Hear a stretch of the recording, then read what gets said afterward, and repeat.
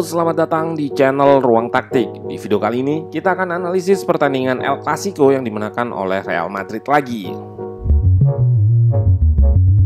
Kedua tim kali ini bertemu dalam klasemen yang cukup ketat di La Liga. Kemenangan ini tentunya bikin Madrid naik di atas Barca dengan keunggulan 1 poin. Cukup krusial, apalagi kemenangan ini didapat Modric CS dengan jadwal yang ketat. Inilah yang jadi alasan kenapa Zidane bermain reaktif di laga ini. Nah, penasaran dengan jalannya pertandingan dilihat dari sisi taktikal? Let's go, kita bahas sama-sama.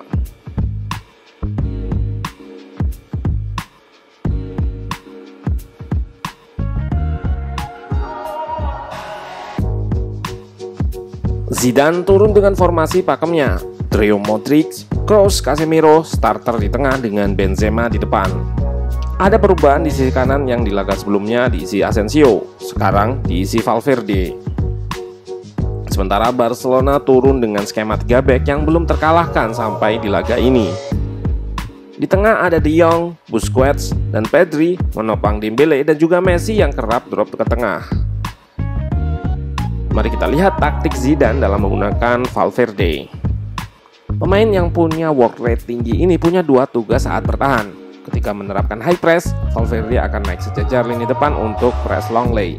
Ketika menerapkan blok rendah, pemain berusia 22 tahun ini akan jadi back tambahan atau wingback guna menjaga pemain terluar Barca, yaitu Alba. Bisa kita lihat shape Madrid menjadi 5 back.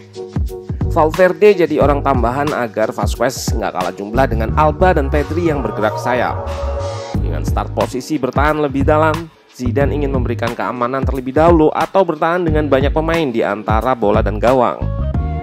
Taktik yang berbeda digunakan ketika lawan Liverpool dengan 4-1-4-1-nya yang ingin lebih cepat mengganggu bangun serangan lawan. Di sini lebih ingin menunggu atau bermain reaktif. Namun Zidane juga menerapkan high pressing, diaplikasikan di awal build up Barcelona atau ketika goal kick. 3 back Barca akan berubah shape-nya menjadi 4 back dengan Mingueza yang akan jadi back kanan. Back kiri diisi Alba yang drop atau turun sangat dalam. Hal ini bertujuan agar Vasquez terpancing untuk press ke depan sehingga ruangnya dieksploitasi Pedri atau Dembele yang turun. Kita akan lihat Casemiro sebagai jangkar di tengah yang akan bergerak ke arah mana serangan dilancarkan, dan dengan kemampuan interceptnya akan memutus serangan.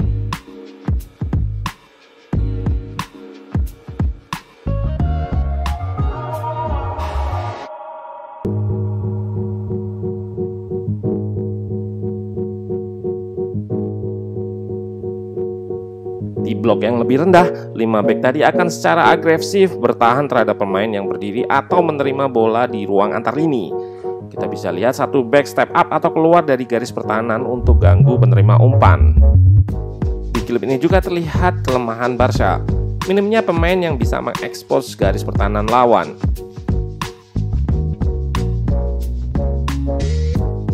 Ketika Dembele menerima bola, nggak ada pemain yang masuk untuk ekspos ruang yang ditinggalkannya. Sama halnya dengan klip ini yang membuat Messi nggak bisa mengirim umpan.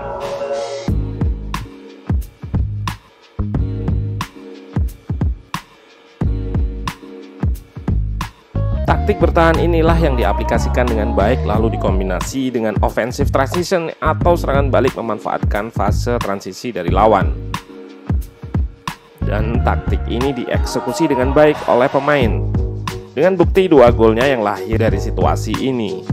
Aktor pertama adalah Valverde yang melakukan deep run serta progresi dengan bola membuat Vasquez lepas di sayap.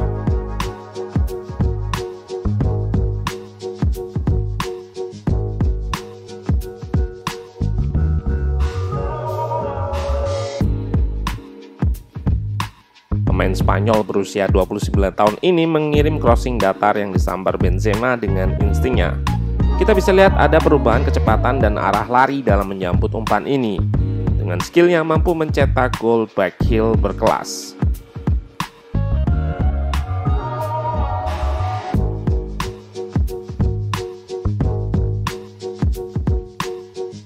Lalu di gol kedua, lagi-lagi memanfaatkan rapatnya pertahanan lalu melancarkan serangan balik cepat. Mirip dengan situasi di gol pertama, Vinicius tinggal berhadapan dengan back dan jarak Mingueza dengan Vinicius terlalu jauh sehingga nggak bisa rebut bola kembali dengan simultan saat baru kehilangan bola.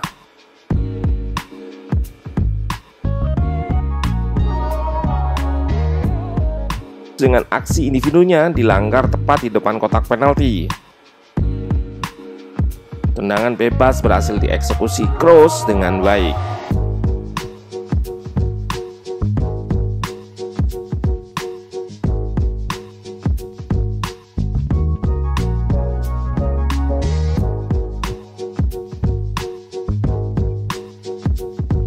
Barca bukannya tanpa perlawanan. Beberapa kali Messi melakukan pindah posisi namun masih berhasil diredam.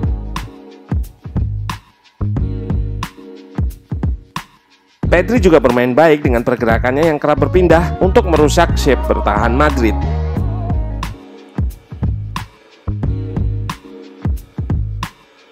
Dan Koeman terlihat beberapa kali mengubah taktik dengan mengganti formasi 4-3-3 atau 4-2-3-1. Dembele yang lebih baik ketika mendapat ruang kosong di sayap digeser ke sisi kanan. Griezmann masuk menggantikan Dest yang terisolasi di babak pertama. Pemain Prancis ini mengisi pos sayap kiri.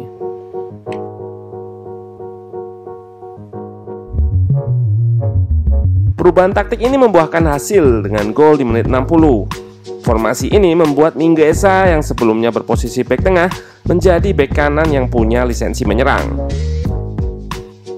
Barca jadi lebih banyak punya pemain di box dan pemain Madrid nggak aware dengan pergerakan Mingueza dari belakang.